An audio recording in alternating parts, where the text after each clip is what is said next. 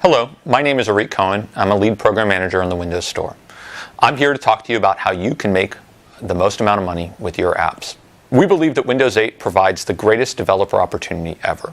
If you take a look at the Windows ecosystem, Windows has sold over 650 million copies of Windows 7 in 200 plus countries, in 100 plus languages, really providing a great basis for you to understand what is the potential audience for people to be able to get your app from the Windows Store. The Windows Store will be available in 220 plus countries and regions around the world.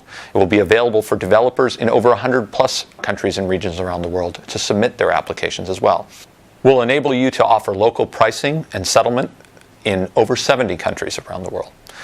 How does the fee structure work for this is obviously one of the next most important questions for you. Well, we start with a 70% going to you, a 30% store fee on your application.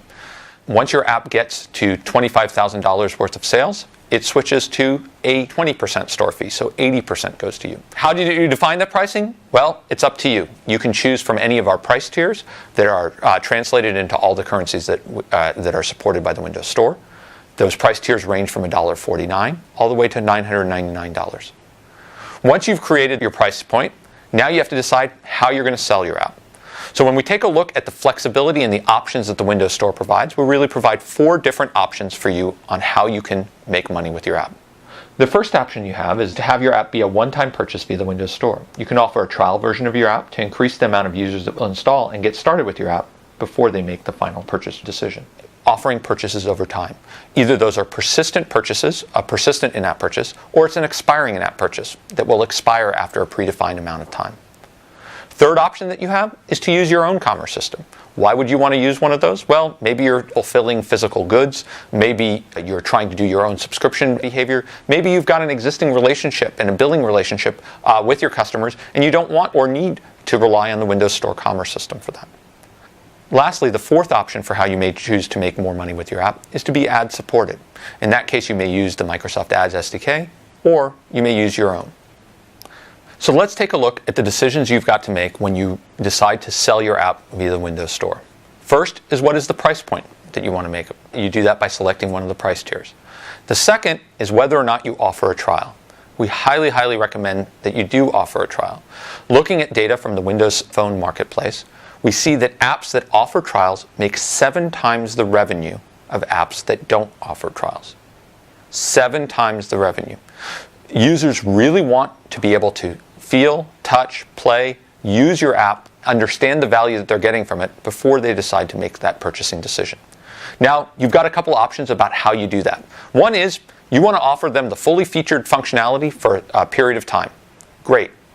It's very, very simple to do that in the Windows Store. When you upload your application, all you need to do is select the duration that you would like that trial to be, and Windows Store takes care of the rest of it for you. It takes care of when that expiration happens, prompting them to make the purchase, and it really gives the opportunity for the user to get the full functionality of your app and really understand it, and then make a qualified purchasing decision. The other option is that you can invest and use the Windows Store APIs to create a feature differentiated trial, where you have some functionality that is only available in the full version as opposed to in the trial version. Now that you understand that trials matter, let's see how you would take advantage of this for your app. So when you make your decision that you want to sell your apps, and there's a couple basic decisions that we said that you had to make. First is, which is the price that you want. And you can see here that you can select from the set of price tiers that are available. This is on the selling details page of your release as you're onboarding a new app or updating the app that you have in the store. You can also decide, what's your free trial period? Do I have a trial? No. Do I have a trial that never expires? In that case, likely you're going to do some feature differentiation. Or do you want to do a 1, 7, 15, or 30-day trial? If what you want to do is a fully featured trial and letting the store taking care of making renewals, upgrades, reports on all of that, you can easily just select here, I'd like to make a 7-day trial. I've personally sat through and tried to decide what is the best way to monetize my application. Do I want to have a trial that expires after a period of time? Well, for this particular application, which tracks the growth of your kids, probably not that meaningful, because people are going to be coming back to it relatively infrequently, like when they're doing doctor visits or that and trying to check up on how their kids compare. I could also do it via in-app purchase. Have a free version that has some limited functionality and use in-app purchase to do it. But in the case of the version that's out on the Windows Store, you'll notice that it has a trial that never expires. With that, let's take a look at how that experience shows up in the store for end users that are trying to acquire this app. We looked for the Growth Tracker app. We can go select it. You'll notice again all of the data that has been onboarded by the developer, in this case myself. In fact, you see nice pictures of my daughter on there. You can see that now you have a choice of buying it or trying it. In this case, I want to get the trial first. So I'm going to select trial, and boom, the installation begins. We can launch straight from the notification that showed up, and now the application is available. You'll notice that I used the feature differentiation APIs to, for example, show that it's a trial version, as well as show that you can buy now. There's some functionality that's not available in the trial, but you'd have to go make that purchase. I can go and interact. There's a lot of the base functionalities there, so I can add my first child, Lila, and I can go and add one of her pictures that I want to select in there. Obviously, I can add more and more data. Another thing that I've done from a feature differentiation perspective is, for example, I said when you wanted to add the second child, no. The trial version only enables tracking one child.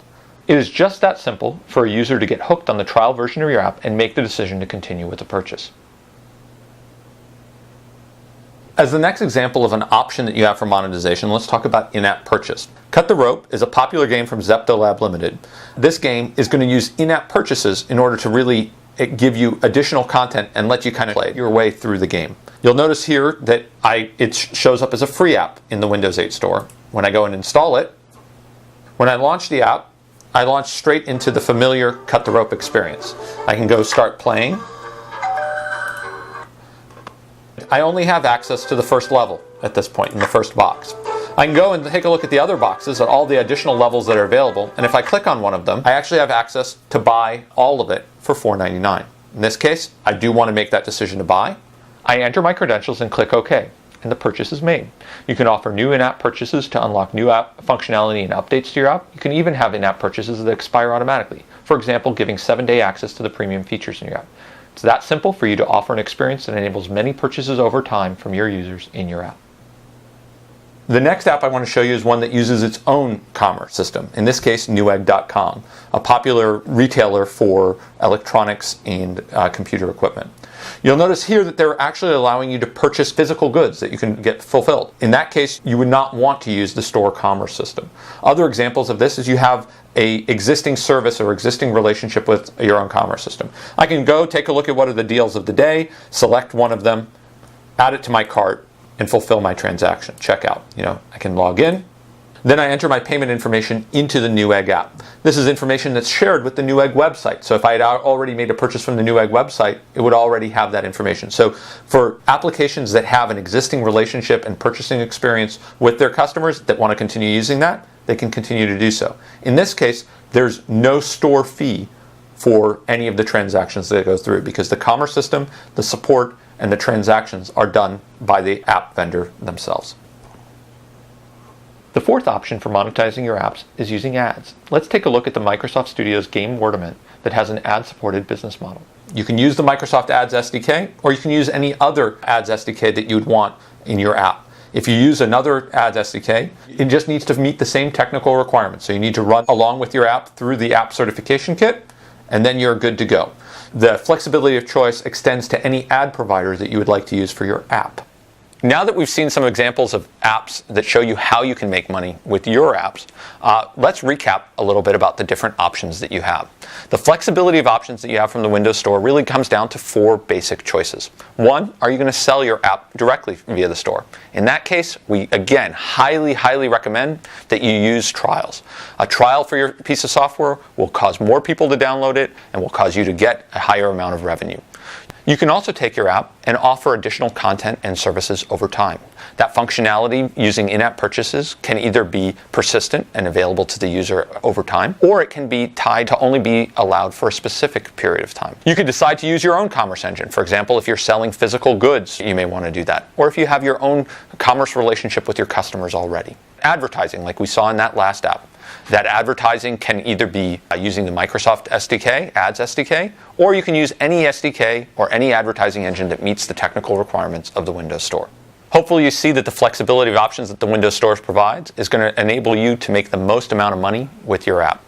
Hopefully you'll join me as someone delivering great apps with the Windows Store, and you see why I believe this is the most significant developer opportunity ever.